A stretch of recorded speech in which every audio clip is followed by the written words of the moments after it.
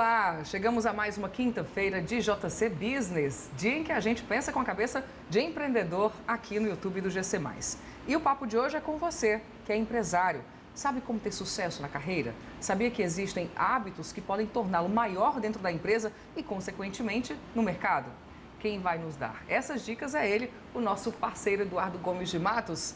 Seja bem-vindo. Tudo bem, Bianca? Tudo bem. Nosso parceiro aqui já muito conhecido, sempre com ótimas dicas, né, Eduardo? Essa agora é especial. Como se tornar um grande empresário? Tem também estratégia para isso, quer dizer? Tem sim, com certeza. Ao longo desses últimos 30 anos, eu tenho convivido com muitos empresários de sucesso no Brasil. Isso vai nos dando, vamos dizer assim, conhecimento de quais são as práticas, quais são os hábitos que esses empresários adotam para ter sucesso. O primeiro empresário que eu trabalhei, desde o Dr. Abílio Diniz, um grande empresário, até os grandes empresários cearenses aqui, como o Beto Studart, a gente aprende a prática, o dia a dia deles, como eles fazem para ter sucesso. Eles têm hábitos muito parecidos? Eles têm hábitos parecidos. O principal deles? O principal hábito que eu acho que um empresário, um grande empresário tem que ter é escolher as pessoas certas para o seu time. Quando eu escolho as pessoas certas, eu tenho meus diretores, os meus gestores certos, economiza muito trabalho que eu tenho que fazer como empresário. E quando eu tenho essa equipe que toca o meu negócio juntamente comigo, isso alivia muito a carga. Então, pessoas que sentem o que eu chamo a dor de dono, pessoas que têm essa dor de dono, que sabem o que é ser empresário, quais são as dores de um empresário e compartilham essas dores para tornar aquele negócio, aquele empreendimento um negócio de sucesso. Isso porque delegar também é muito importante, né, para um grande empresário. Passar a função para outras pessoas, porque tem aqueles que não, que acham que só eles são capazes. Exatamente. Esse é um grande pecado do empresário. O empresário que centraliza, o empresário que quer ter controle de tudo, que quer comandar tudo, ele condena a empresa dele a ser pequena. Porque o que acontece? Quando eu sou um pequeno empresário, no início da minha empresa, normalmente eu faço tudo mesmo, né? Eu faço as compras, cuido das pessoas, cuido do financeiro, cuido das estratégias, cuido de tudo. Mas à medida que a empresa vai crescendo, eu tenho que permitir que eu chamo a criatura seja maior do que o criador. Então eu tenho que permitir que a empresa seja maior do que o fundador. E isso empresários inteligentes, empresários de sucesso, fazem com que isso aconteça.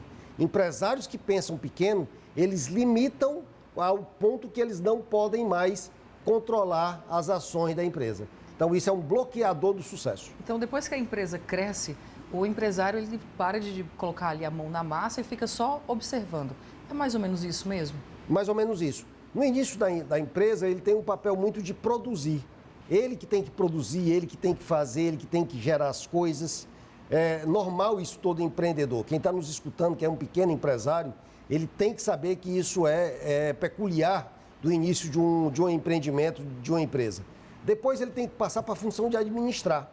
Ele não só produz, mas ele também tem que administrar. E para ele administrar, ele precisa contratar pessoas, porque ele já não dava mais conta de tomar todas as áreas da empresa. Então ele precisa contratar pessoas e aí inicia o processo de descentralização, de delegação, para que ele avance nesse processo. Mas ele precisa também continuar um outro papel fundamental dele, que é empreender, que é trazer novos clientes para o negócio, trazer novos negócios, idealizar novos modelos de negócio, trazer novas formas de rentabilidade. E à medida que a empresa cresce, quando chega numa grande organização, o grande papel dele é ser um grande integrador disso tudo. É ele ser o maestro daquela grande equipe, dando o tom para que a empresa tenha sucesso. Que já custa muito tempo, né, dele. Eu vi aqui, numa pesquisa rápida que eu fiz, que uma das características do grande empresário é ter momentos de lazer. Ele precisa também, né, deixar separado isso e não só trabalhar, Sim. trabalhar. Esse ponto que você tocou, Bianca, é um outro grande erro dos empresários. Os empresários acham, e normalmente são esses empresários centralizadores, que a empresa só consegue ter sucesso quando ele está presente. Sim. E é justamente o contrário. Você vê, quando é um grande empresário, quando ele está ausente. Como é que a empresa se comporta sem ele? Então, nós temos, quando a gente dá aula para empresário, às vezes alguns se assustam porque eu digo assim, você tem que tornar-se inútil para ter um negócio. Você não precisa ter presença no teu negócio constantemente, porque você vai criando outros negócios. Então, isso, muitos empresários não concordam com esse posicionamento. Por quê? Porque eles acham que tem que estar todos os dias, todas as horas, desde 7 da manhã, às vezes às 10 da noite dentro do negócio. E às vezes se orgulham de dizer, eu nunca tirei férias na minha vida. Esse é um erro.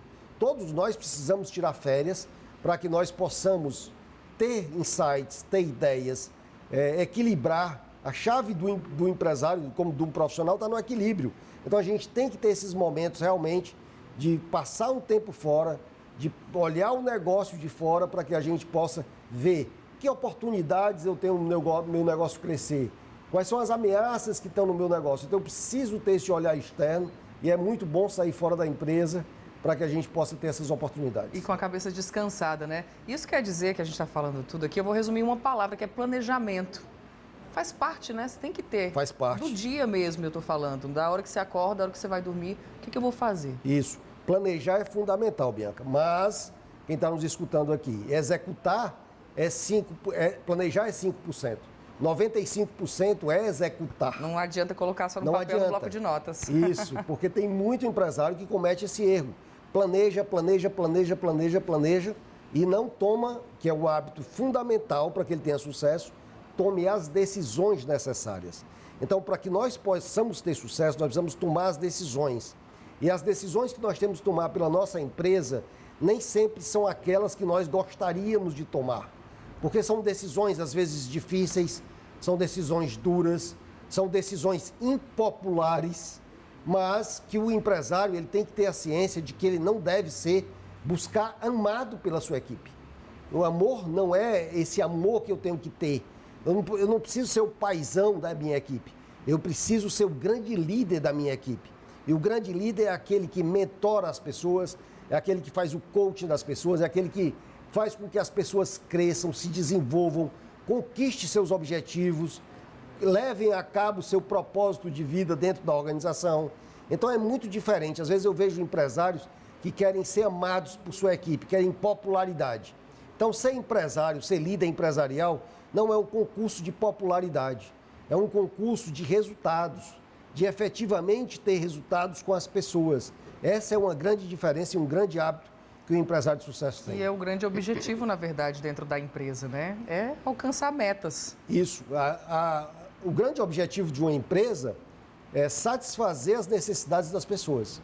Sejam elas os nossos clientes, sejam elas a nossa equipe, que dedica a vida ali, as melhores horas do dia, os melhores anos da nossa vida nós nos dedicamos ao trabalho e essas pessoas têm que ser muito valorizadas. Eu digo sempre, Bianca, que uma empresa são pessoas cuidando de pessoas que cuidam de pessoas.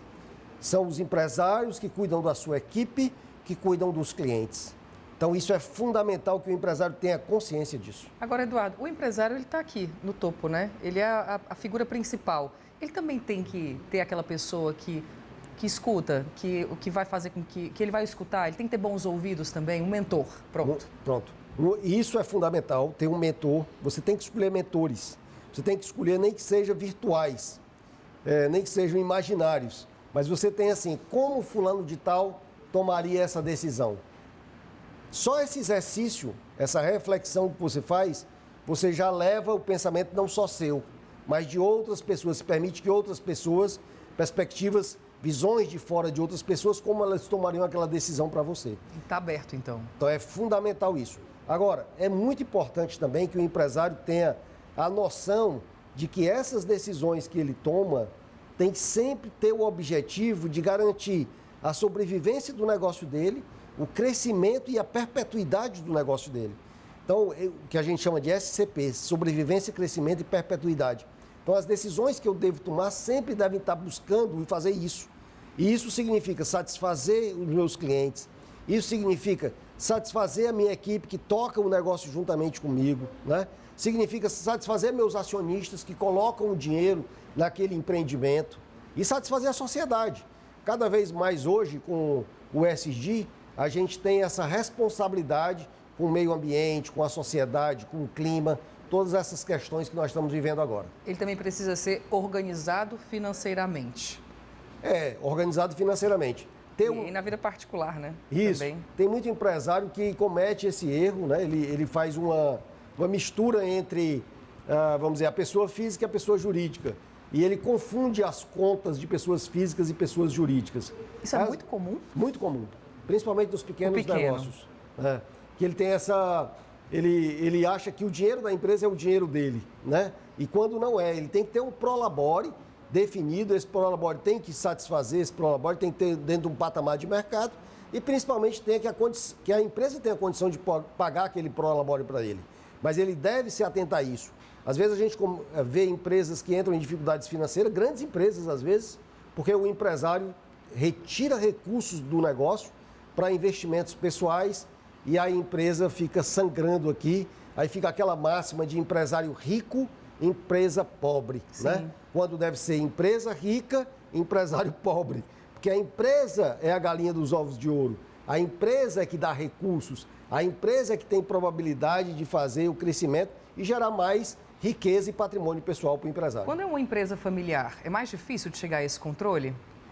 É mais difícil, porque uma empresa familiar, tem um grande professor americano chamado John Davis, que ele coloca que existem 3 grandes misturas dentro de uma empresa familiar, que é a família propriamente dita, o negócio e a gestão do negócio. Então, numa empresa familiar, normalmente essas coisas estão juntas, né?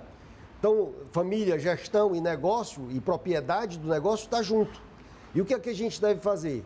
Separar isso, ver as interseções. Então, eu posso ter membros da família que não fazem parte nem do negócio e nem da gestão do negócio. Não são donos do negócio, nem também são gestores do negócio. Mas eu também posso ter familiares que são gestores do negócio da família. Eu posso ter familiares que são gestores do negócio, donos e familiares. Então, esses 7 pontos que você tem que colocar as pessoas separadamente nesses 7 pontos. O problema é que bota tudo só num ponto. Então, eu digo sempre uma máxima, assim, que às vezes os empresários contratam pessoas que não podem demitir. Sim. Então, nunca deve acontecer isso, você contratar uma pessoa que não deve demitir. E a família empresária, ela é muito positiva. 95% das empresas brasileiras são familiares. E é muito positivo. O problema das empresas familiares é que não acontece um processo de profissionalização do gestor familiar. Ele não está, às vezes, ali por mérito, mas ele está pelo sobrenome. Ele está porque o pai e a mãe quer que ele dê continuidade aos negócios. Às vezes, o sucessor da familiar ele não quer aquele negócio para ele. Ele tem outras expectativas e força aquele familiar a ser infeliz e não ser um bom profissional, ao invés de dar um direcionamento diferente e, às vezes, profissionalizar aquela cadeira, aquela função dentro da organização. Eu vou aqui fugir um pouquinho só do tema, porque eu fiquei curiosa com esse termo que você usou agora. Não contratar quem você não deve, você não pode demitir. Explica melhor pra gente isso. Assim, é muito complicado. Às vezes, familiares pedem emprego para clientes nossos. Também já aconteceu comigo, de familiares, arranja um lugar para fulano de tal, para minha sobrinha, para o meu sobrinho. E a gente tem essa máxima, olha, eu não posso contratar quem eu não posso demitir. Porque senão, se eu for demitir, vai gerar um problema familiar enorme, né? E aí não é legal. Então, assim, essa é uma máxima que nem todo empresário adota. O empresário tem que ter essa consciência de que a equipe que ele monta é o que vai fazer a empresa ter sucesso. O que vai fazer a empresa ter sucesso é a equipe que ele consegue montar. Então, hoje nós temos um desafio em relação a isso, porque hoje nós temos pesquisa agora, desse ano agora recente, abril, maio, agora nos Estados Unidos, mostrou que somente 15% dos profissionais estão engajados nos seus empregos. 84% dos profissionais estão infelizes dentro dos seus empregos. É muito alto. É muito alto. E é uma infelicidade muito grande. Então, tem muita gente doente, né? Então, hoje, nos Estados Unidos, você vê esse movimento que sai na mídia, das pessoas abandonando seus empregos, porque não encontram mais o propósito, não encontram mais a razão, o sentido de trabalhar naquela organização, naquele modelo que ela trabalhava anteriormente à pandemia. Então, a pandemia fez com que as pessoas repensassem a relação delas de trabalho com as pessoas. E 84% estão infelizes. É muito alto esse número, né? Muito alto. Vamos voltar para as dicas aqui, então. Como ser um empresário de sucesso. Eu adoro dicas, tenho certeza que quem está assistindo a gente também, porque ajuda muito no nosso dia a dia, né? E aí eu vi que networking é uma palavra que está super em alta agora, né? O pessoal fala muito. Mas é muito importante realmente que você faça essas relações fora empresa. relacionamento é fundamental para o empresário. Afinal de contas, o mundo são pessoas. O mundo são pessoas. Então, essas conexões, e hoje, cada vez mais, a gente tem que construir pontes ao invés de muros dentro das organizações. Então, nós estamos com um projeto agora justamente de fazer isso, de fazer essas conexões de uma forma mais sistemática com os nossos clientes e incentivando os nossos clientes também a gerarem essas comunidades, porque isso faz a diferença. Porque quando você tem essas conexões, você consegue identificar oportunidades e você consegue identificar e ligar pontos, né? Steve Jobs, que era um grande empresário de sucesso, ele sempre colocava isso. Às vezes a gente não consegue ligar os pontos, só depois é que a gente vê, e olhando para trás, a gente consegue ver a ligação dos pontos. E as ligações dos pontos que a gente vê, sempre, todo grande empresário teve uma ligação de sucesso com alguém. Uma oportunidade surgiu com alguém. Isso feito fora do ambiente de trabalho, obviamente, né? Exato. Por exemplo, o escritor, hoje é o dia do escritor, né? Olha. É o dia do escritor. Então, é comemorado essa semana o dia do escritor, né? Então, um dos maiores escritores do mundo, chamado Dale Carnegie, por que Dale Carnegie teve tanto sucesso? Porque ele foi contratado por um mega empresário americano para descobrir o que os empresários de sucesso tinham, o que é que eles faziam, né? E o Dale Carnegie, então, descobriu que justamente o relacionamento com aquele famoso livro dele, Como Fazer Amigos e Influenciar Pessoas, é uma das coisas mais importantes que os empresários de sucesso tinham. É justamente isso. O que mais que o grande empresário tem que fazer no seu dia a dia? O sucesso tem que construir uma marca. Sim. Uma marca é fundamental para a empresa dele. Ele tem uma marca que inspire as pessoas. Ele tem uma marca que as pessoas desejem. Porque os produtos entram e saem de moda. Os produtos mudam à medida que o consumidor muda.